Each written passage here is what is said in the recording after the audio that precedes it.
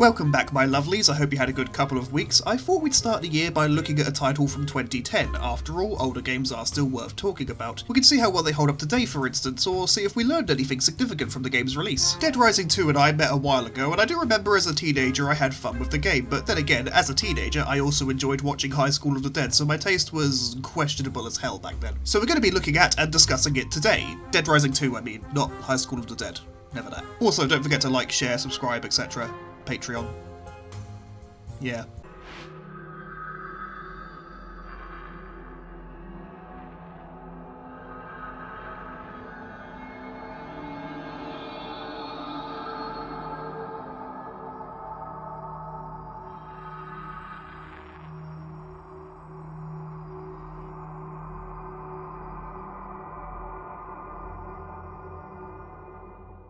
Dead Rising 2 is set in the fictional Fortune City, which is like a supermarket-owned brand Las Vegas, and follows the story of Chuck Green, a former motocross champ turned God King zombie slayer. Chuck is in town competing in a terrorist reality game show, which pits 4 contestants against hordes of the undead for cash prizes. I can only imagine the amount of paperwork someone's got to wade through to get onto this, and I gotta say, as bad ideas go, this show is definitely up there. I will have to admit though, the opening bit where you carve through zombies on a chainsaw motorbike is quite fun, even if the driving controls suck more ass than your dad does. After the show, Chucky makes his way back through the arena to find his kiddo. However, after passing a couple of lesbians, or sisters, I gotta be honest, I can't tell if they're twins or if the character design was just lazy, a zombie outbreak happens, oh no! Chuck and his daughter Katie must flee to the safe house. The only issue is Katie was bitten by a zombie a while back and needs medicine to keep from turning, and this, as you can expect, causes some tension in the safe house with the main dude. Chuck bluffs his way inside, then once his kiddo is settled down, he sneaks back out of the safe house to find the zombrex that his kid needs. The game is a third-person action survival game with aspirations of horror, though we'll discuss that claim later down the line.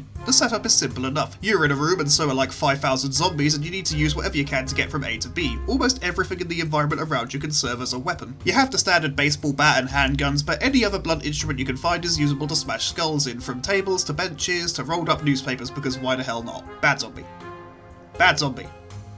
Bad zombie. I mean, come on, it's a zombie apocalypse. Why shouldn't you be able to pick up the nearest thing and cave in a few heads? It's also handy that this is the case because Dead Rising 2 is one of those games that dabbles in weapon durability and does so in a rather annoying manner. You cannot repair any weapons that are damaged or close to breaking, and you can usually only get about 60 swings out of any given tool before it breaks, though often that number is far lower. Similar sort of issue with guns, you can't reload them once they're empty, you just have to drop them and find a new one. You might think this works towards providing a tense survival horror challenge, right? You're constantly looking for new weapons to desperately fight off the hordes of the undead bearing down upon you, at least you might think this, if not for one detail. When you leave a map, everything resets.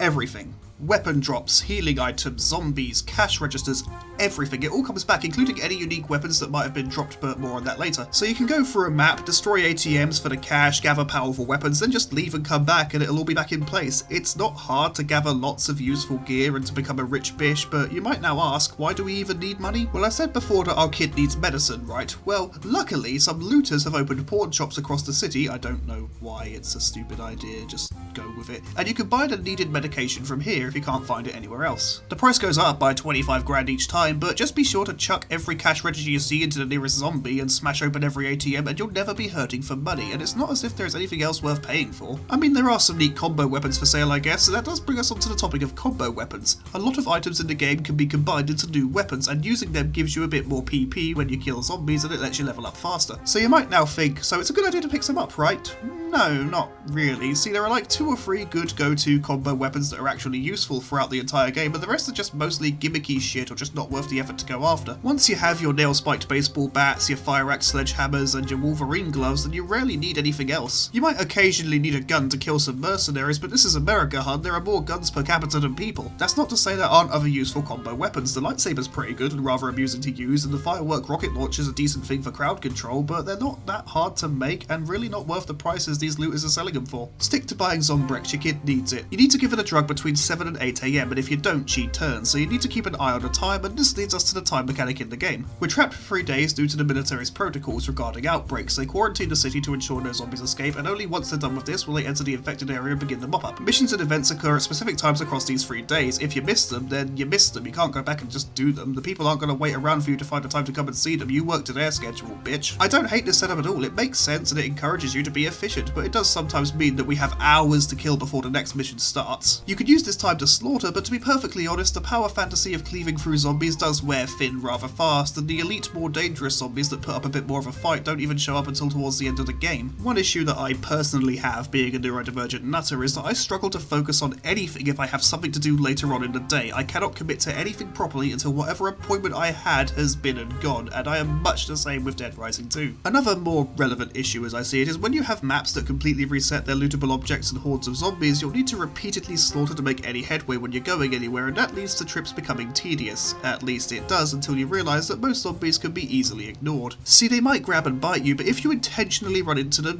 like directly shove into them, then they are far less likely to successfully grab and wound you. It's odd, even at night when the zombies get extra cross, this tactic works well enough. As long as you avoid the bigger crowds, you'll be fine. So maybe this was the game's intent, that you only kill when you need to. After all, there are huge hordes and your weapons break if you so much as sneeze on them, but then I have to believe that's not true because of the rest of the game's design. From the ever-present kill counters and the numerous over-the-top weapons and the fact that they all respawn constantly, I have to conclude that the game wants us to actively engage in battle as often and bloodily as possible. The game feels at odds with itself in more places than one. I've seen the game listed as survival horror in some places, and some cutscenes and story elements make me think it wants to be such a thing. But on the other hand, I can dress up in a mankini and slaughter zombies with an oversized pink chainsaw I got after killing the living embodiment of perpetual virginity, so we have this weird disconnect of the game trying to be funny and wanting to be taken seriously. Kinda like my channel, really. It is a Capcom game though, and they write stories with all the grace, subtlety and depth of a Paradise PD writer. The whole town knows you're screwing your goddamn car.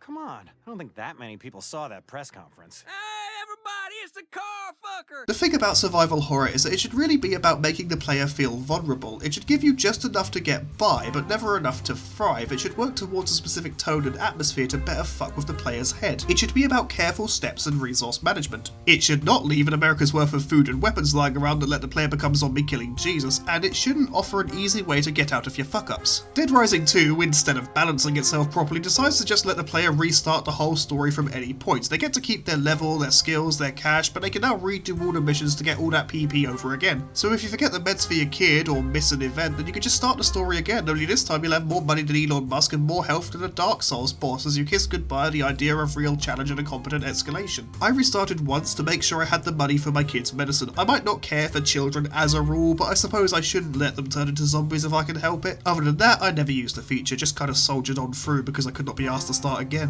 Something I haven't touched on yet is the rescuing survivors mechanic. As you go along, you get messages about people who need your help and you can go after them if you wish. Saving them gets you a big bonus to PP to help you level up faster. Oh, they're called power points, by the way. PP, it's called power points. I guess just calling it XP would have been too mainstream or something. Anyway, you can do that if you like, but keep in mind that after a certain point in the game, most survivors need you to bribe them to get them to follow you, and to be blunt, fuck that. If I come to save you from flesh-eating monsters and you demand I pay you for the privilege of rescuing you, then you deserve to get eaten. Honestly though, you could just ignore them. I tended to only help the ones who needed to be carried because that way they won't lag behind you and get stuck on the environment somewhere. Do be careful when investigating these calls though, as these survivors aren't always nice scared folk who need saving. Sometimes they're utter nutters who are using this outbreak to tap into their inner murderer. They're sort of the game's equivalent to a boss fight, however the mechanics and setup are best suited to you killing zombies that are slow and shuffly. Fighting with the psychopaths is really not that much fun. Most of them move very fast and deal massive chunks of damage, and you don't even unlock the dodge roll until you're like level 23 or so if you arrive too soon, tough shit. Thankfully, most human fights are completely optional, and though some might give you a fun unique weapon like the previously mentioned pink chainsaw or the katana, don't forget the weapons break ridiculously easily. These boss weapons will respawn indefinitely, just as any other item does, but you'll have to trek back to find them, and honestly, none of them are fun or useful enough to warrant the effort. You can find these magazines occasionally that give you bonus perks like additional weapon durability, which is kinda nice, but these magazines will also take up an inventory space and they're largely not worth it. Besides, you gain more PP using combo weapons, so each zombie killed with a boss weapon offers a piddlingly small amount of PP, and again, the combat system just really isn't designed for these sort of encounters. Hell, I had to cheese these two ladies here with an LMG I happened to find because melee was just not working. My first hit would stagger them a little, then they just power through and deck me, and there's two of these cunts, and what's worse, this particular fight ain't optional. At least you only have to kill one of them, and generally speaking, if you do accidentally start a fight you cannot finish against a human opponent, and you can just sort of leave the area until it times out if you don't want to deal with it, which I often did. I guess the other upside to a restart is knowing which encounter is which so that I can avoid the really annoying ones. I made it a point to avoid the dude on a motorbike after my reboot since his presence is just a pain. The reward you get is a bike and a place to upgrade it, and whilst it can be fun to slice-icle through zombies, the shitty driving physics and the cluttered environment just make it not worth doing, if I'm honest. At least I didn't think so. Also, take my advice here. Throughout the story... Wait a second. No spoilies! No spoilies! There we are. Throughout the story, Chuck is working to figure out who is responsible for the outbreak because whoever is behind it is attempting to frame him. We discover one of the bad guys is the host of the TV show that we were on at the beginning of the game, a man named TK, and later we catch him and long story short, he ends up getting bitten. Don't give him a shot of Zombrex, even if you have the shot to spare, it's not worth it. If you do, he kidnaps your kid and some zombie hippie lady who seems to want to bone you and you need to rescue them from him. Only issue is, he'll jump you before you get to his hideout and take away all your weapons and healing items. Again, this game is really not designed well enough for combat with individual human adversaries, so now you've got to take him down with none of your gear, whilst also balancing keeping your kid and the hippie woman safe from zombies. It's an annoying mission, and I just don't advise doing it. Let TK turn, okay? He's an actual dickhead who participated in mass murder because he wanted some extra money. He can suck the rotted zombie dick of Trump for all I care. I didn't do it this time, and I feel all the better for having avoided it. Quickly speaking of the zombie hippie lady, Stacy is her name, and she's part of a group called Cure, which preaches ethical treatment of zombies. Now, the empathetic side of me can see where she's coming from. These zombies were people once, and many had loved ones and friends, and those people don't want to see their buddy or lover's corpses defiled on pay-per-view television. She also holds out hope for a cure and doesn't want too many to be lost in case of this happening in the future, but honestly, the zombies are already dead. You cannot cure death. A cure would kill the virus, and then the corpse would just be a corpse. I'm all for a cure for the living so that zombies stop becoming a problem to begin with, but the whole ethical treatment of reanimated flesh-eating corpses bit? Well, Cure as a group are questionable. They're just kind of weird, you know?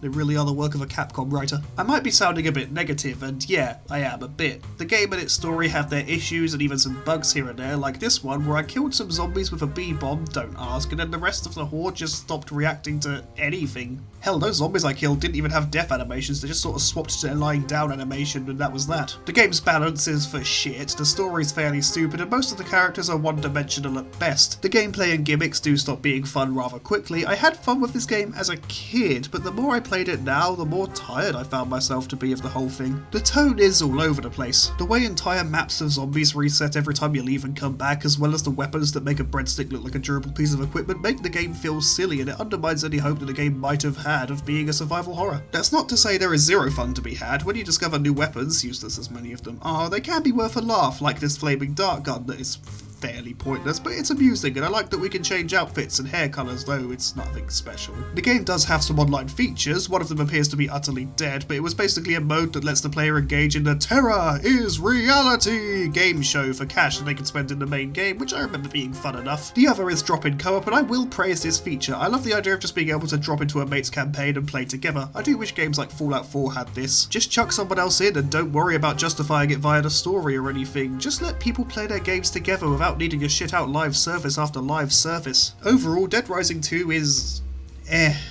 it exists. It is the game of all time. I'm surprised the series did so well, if I'm honest. There were 2 further sequels after the game, and it even got its own spin-off following the first game's protagonist, but I guess it does what people want. Maybe it's just that I'm over zombies, you know? Have been for years. The media was infested by them for ages, and many indie games on Steam went the survival zombies route for a long while, and honestly, it exhausts me. I remember I used to like the game way back when, but remember my standards were much, much lower back in the day. Even by 2010 standards, the game isn't that good. It's not very well designed, poorly balanced, and has a story that feels like it was written by a student whose major wasn't creative writing. I suppose the moral of the story is that not every game is worth revisiting. Makes me kinda nervous about my plan to cover Bulletstorm next week, though the longer I put off High on Life, the fucking better. Anyway, take care my lovelies, I hope you enjoyed this review, we'll see you next time.